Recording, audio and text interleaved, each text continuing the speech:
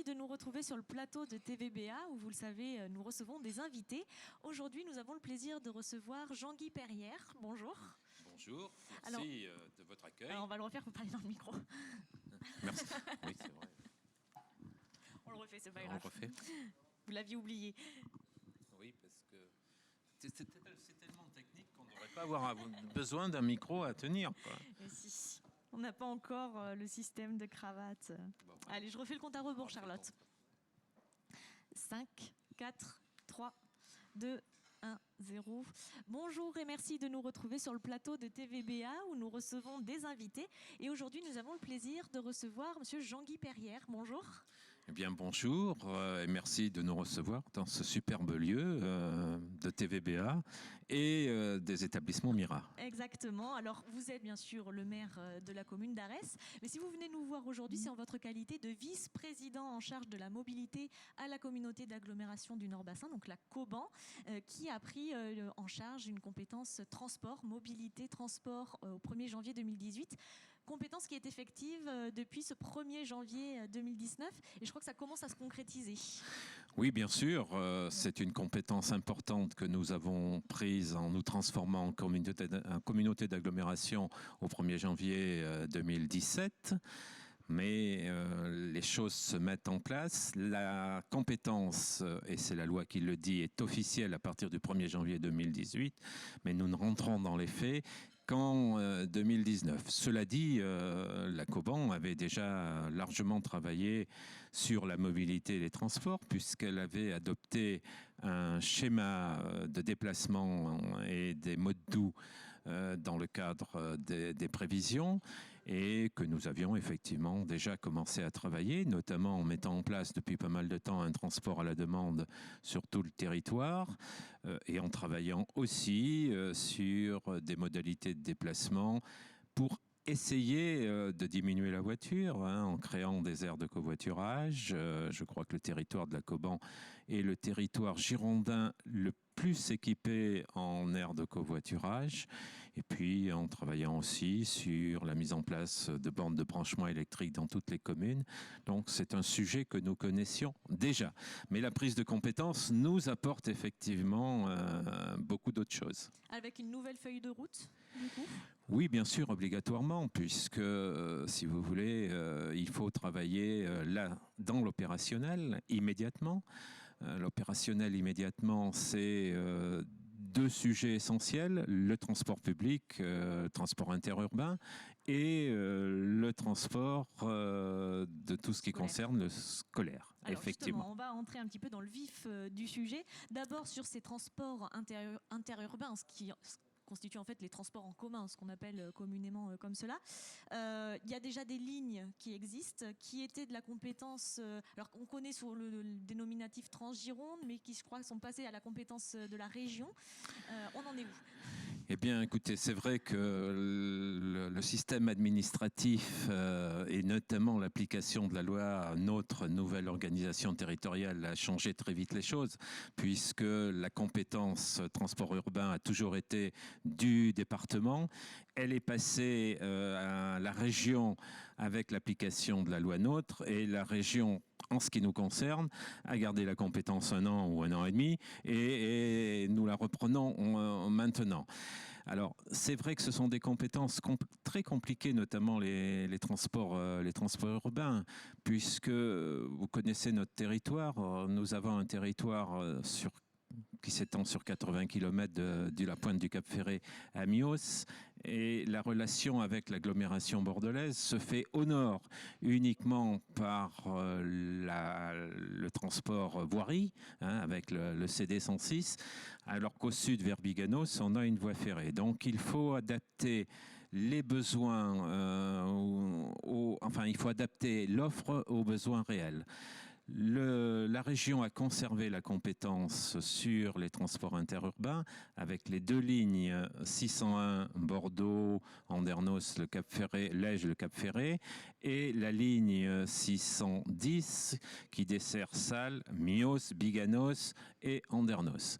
Donc là, nous souhaitons travailler très rapidement sur une amélioration du service qui existe aujourd'hui. Cette amélioration du service qui consisterait dans un premier temps à mettre toujours nos compétences région, mais à la charge de la Coban, 2 rotations supplémentaires, notamment sur la ligne 610, notamment le matin.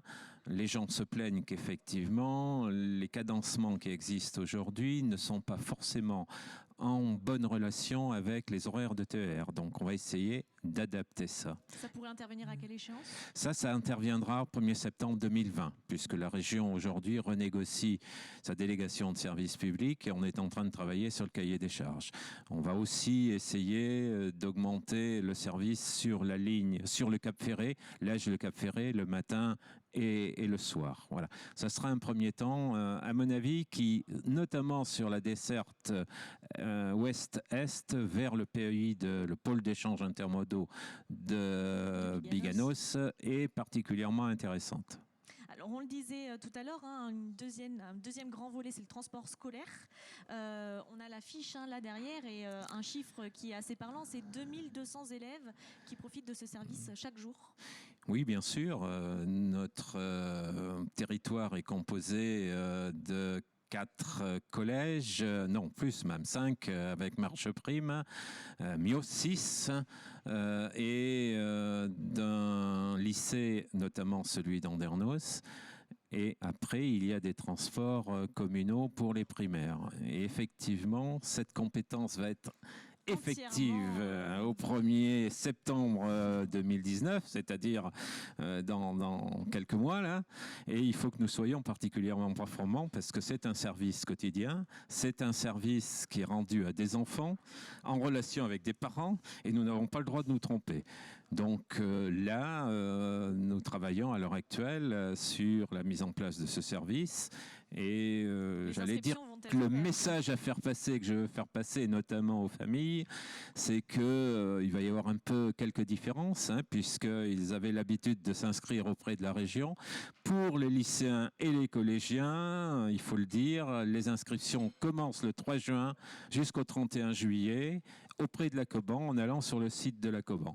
Pour tout ce qui était transport des élèves en primaire et alors pour tout ce qui est des transports en primaire et dans les communes, parce que sur les 8 communes, il y a 2 communes qui n'ont pas de transport interne, scolaire, donc Arès et Mios. Dans les 6 autres communes, il faut que les inscriptions se fassent dans les mêmes dates et par contre, elles se font comme à l'habitude auprès des instances communales. Très bien, donc voilà, ça c'était pour la partie transport. On l'évoquait dans le schéma, les transports, c'est pas seulement les bus, c'est aussi bien d'autres modes qui sont en train de se développer et sur lesquels la Coban essaye aussi d'innover. Oui, eh bien, il faut que nous soyons effectivement, faisons preuve d'un peu d'innovation dans ce domaine. Et aujourd'hui, l'innovation passe par tout ce qui concerne Internet et les réseaux sociaux. Donc aujourd'hui, on a mis en place depuis début mai un service de location de voitures d'une manière immatérielle, j'allais dire. 2 voitures sont stationnées au pôle intermodal de Biganos.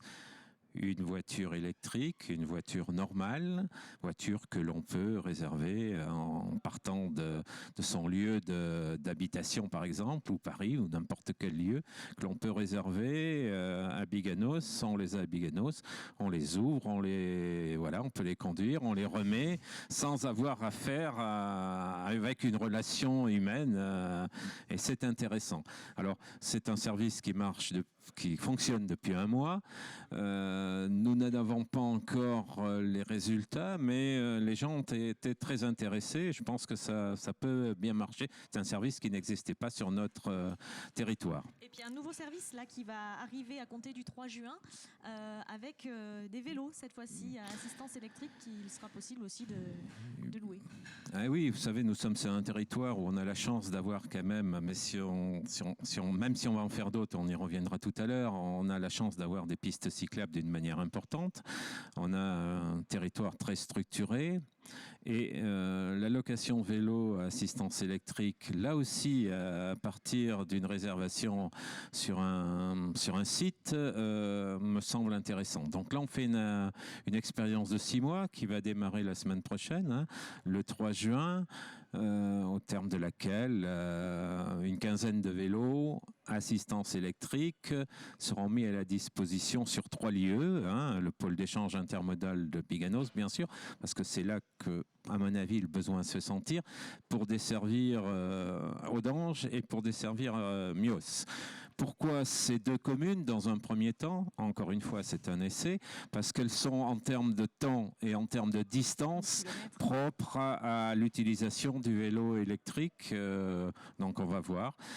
Si l'expérience marche, nous ferons d'autres stations en progressant vers le nord. Très bien. Alors, on a évoqué, bien sûr, le transport en commun, ces nouveaux modes de déplacement. Tout cela s'inscrit, on le disait, dans un schéma de développement des mobilités sur le Nord-Bassin. Est-ce qu'il y a encore d'autres innovations, d'autres services sur lesquels vous réfléchissez qui pourraient... Écoutez, on va voir d'abord si ces 2 services marchent et on pourra les continuer s'ils marchent. Ensuite, bien sûr, on a quand même les équipements nécessaires et sur lesquels on doit intervenir. On a mis en place un programme pluriannuel d'investissement très important pour la confection de pistes cyclables, même si j'ai dit tout à l'heure que notre secteur était bien desservi, mais il y a des secteurs et des pistes intercommunales que nous voulons faire aboutir, à savoir la liaison Marche-Prime-Biganos, la liaison Ouguera, qui est un lieu un peu retiré d'Audange, au centre d'Audange, et puis la liaison pôle intermodal de Kerquias, qui est de plus en plus fréquenté, centre d'Andernos. Voilà. On a un investissement là dans les 3 ans à venir de 3 millions d'euros, avec quelques petits bouts de pistes cyclables de niveau intercommunal ou d'intérêt intercommunal à faire dans chaque commune. Donc c'est un gros effort que l'on fait dans ce domaine pour essayer de promouvoir le déplacement en vélo. On travaille aussi sur d'autres secteurs, notamment aujourd'hui, et c'est un vœu que je formule depuis longtemps, on doit pouvoir sécuriser des arrêts de bus où on peut sécuriser le dépôt de vélo toute la journée. Hein. On vient chercher le bus le matin, on part à son travail, on a mis son vélo en sécurité, on est sûr de le retrouver le soir à l'abri. Donc il faut qu'on travaille sur cette mobilité vélo d'une manière importante. Un dernier point avant que l'on se quitte. L'année dernière, le département a initié une démarche de concertation sur justement les déplacements sur le Nord-Bassin. Comment est-ce que vous travaillez en lien? Comment est-ce que vous travaillez avec le département et qu'en est-il du coup de ce schéma? Oui, alors bon, on travaille effectivement sur un projet de développement durable des déplacements sur le Nord-Bassin.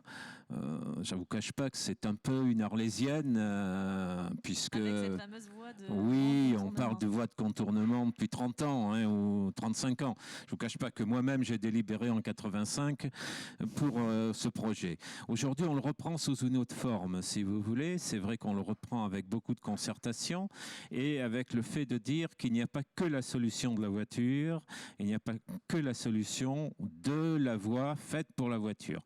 Il faut que on travaille sur une mixité de solutions pour essayer, et bon, tout ce qu'on fait ici, c'est pour essayer effectivement de diminuer le nombre de voitures sur cet axe unique aujourd'hui qui est la RD3, on ne peut pas passer ailleurs, hein.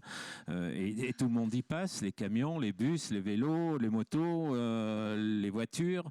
Donc il faut essayer de diminuer ce transit sur cet axe-là par d'autres moyens, en la rendant une voie plus urbaine, en y facilitant les déplacements piétons et en sécurisant les déplacements piétons et vélos.